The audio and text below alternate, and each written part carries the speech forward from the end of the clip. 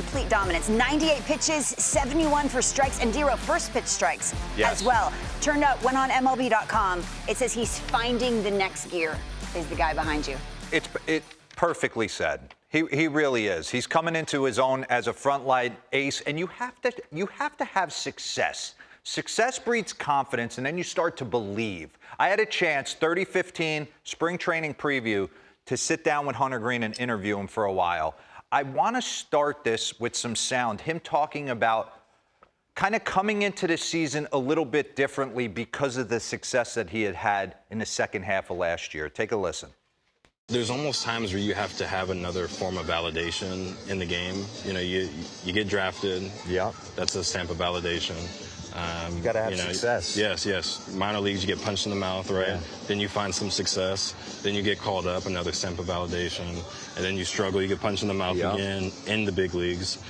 And then you do well in the big leagues, another stamp of validation. For me, I think it was being able to get tapped as an all-star. And that feeling of, okay, now I know that I can not just perform at this level, but I can dominate. So pause this real quick, because I want to dive in on that a little bit.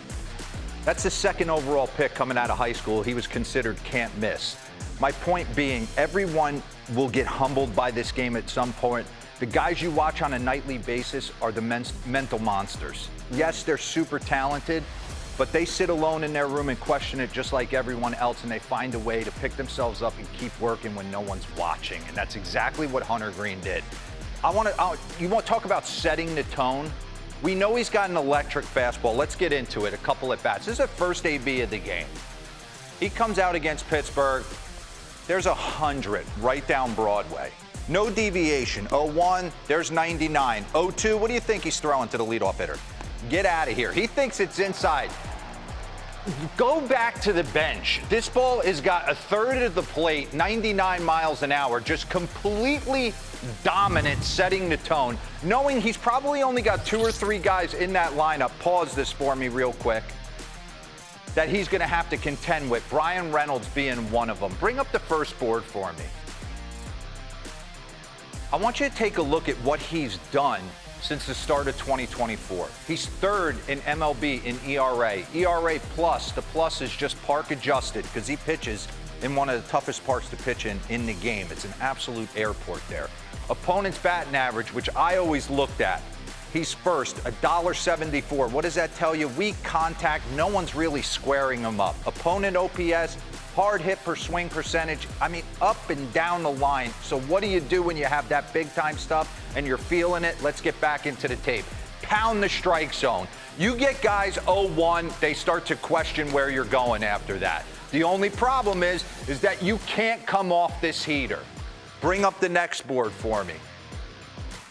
Take a look at this, because I want you to dive in on the names. We fall in love. Chase Dollander has just come up for the Rockies. He looks like the real deal, but Paul Skeens is sitting at 97.7. He's pitching a little bit more this year. Hunter Greene is 99.4 miles an hour. I mean, he's coming to get you. So I asked him if he was going to change anything up in spring training. Was he going to start incorporating? He's starting to throw a split a little bit more. What was he working on? I want you to listen to this. I didn't add any new pitches this offseason, but exactly that, refining and just trying to make them sharper, you know, make them all look the same, be able to play them off of each other, be able to offer them at any point in the count. I think that's a great sign as a really good pitcher, being able to throw your third best pitch in any type, any part of the count. Now he gets super scary, so pause this for me, because now he feels comfortable with 3 pitches. But the bottom line is pounding and getting ahead. Give me that third board Nays put together. Nays does a phenomenal job at this, by the way. First pitch strike percentage and in-zone percentage leaders this season. First pitch strike percentage. He's up there with the bit. I mean, he is pounding the zone 74% of the time. We saw Tarek Skubal. He took that career jump when he just started saying, my stuff plays in the zone, I'm going to get after it. Either you can hit it or you can't. And that's exactly what he's done. So I just want to take you through kind of the maturation, because in the Pirates lineup, there's really not many guys who can beat a Hunter Greene. maybe a Brian Reynolds, so he might have to pitch him a little bit differently. I want to take you into his 1AB, and then we'll get out of here. Late in the game, pause this for me real quick because I want to set the tone. His first AB, he punches out the leadoff hitter on 3 heaters. Brian Reynolds comes up, he tries to do the same. Reynolds gaps him. Go to his last at bat in the 6th inning versus Hunter Greene. Watch this. Little backdoor slider, steal strike 1. Split finger that he threw 12 times yesterday. Now he's 0-2. Brian Reynolds can't come off heater. See how he's just a tick behind that at 99? Good spit right there on a splitter. Where's he going? And then he gets him on a nasty slider. Back in the day, he would have thrown a challenge heater, and Brian Reynolds would have took his base hit up the middle the other way. Just the maturation of a frontline guy. And you see right here, his slider. Most pitches thrown without allowing a hit by pitch type this season. That thing's been, I mean, that's double everyone else.